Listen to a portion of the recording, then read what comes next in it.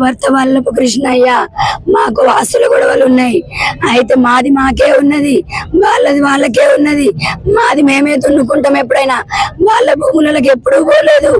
అయితే ప్రతిసారి తున్నుకుంటాడు, వచ్చాడు మామయ్యకి అప్పగెప్పి పోతాడు. మేము హైదరాబాద్ లో ఉంటామయ్యా.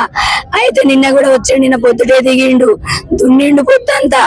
బయటికి వచ్చిండట, ఫోన్ మాట్లాడతాండు. ఫోన్ మాట్లాడుకుంటే రోడ్డు మీద నడుతా అంటే ఇద్దరు అన్న తమ్ముళ్ళు వచ్చిండట, మహేష్ నరేష్ ఇద్దరు. వాళ్ళు సొంత తమ్ముళ్ళు కాదయ్యా, సౌతి తల్లి కొడుకులయ్యా. వాళ్ళకు కూడా ఇచ్చిండయ్యా ఆయనతో సమానంగా భాగం. ఆ ఆస్తి మొత్తం నా అత్తదే అయ్యా, నా చనిపోయిన అత్తదే. వాళ్ళకి ఇచ్చినా కూడా ఏమనలేదయ్యా.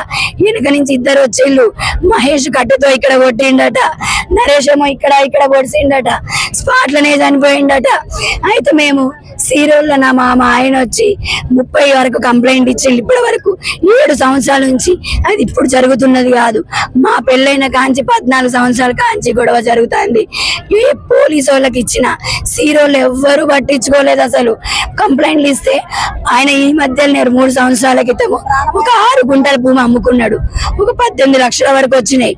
ఆ డబ్బులు చేతిలో పట్టుకొని సీరోలు పోలీసులు ఉన్న పోలీసు వాళ్ళు డబ్బులు ఇస్తాళ్ళు.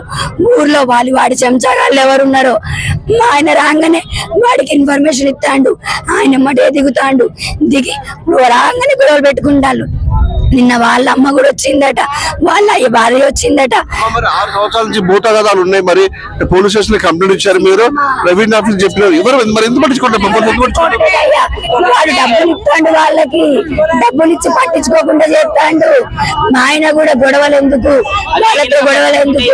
మా ఆయన ఎవరితో గొడవ పెట్టుకోడయ్యా. అసలు వాడికి 2 పిల్లలు ఉన్నారయ్యా, ఆడోళ్ళు. గొడవ పెట్టుకుంటా అనుకున్నాడు ఒకసారి, పెట్టుకుంటా అనుకుని ఆయన ఏమనుకున్నాడు, వాడికి 2 ఆడపిల్లలు ఉన్నారు కదా, వాళ్ళు నా పిల్లలతో సమానమే కదా అనుకున్నాడు. వాడు నాకు అన్యాయం చేస్తాడు అనుకోలేదు. అయ్యో.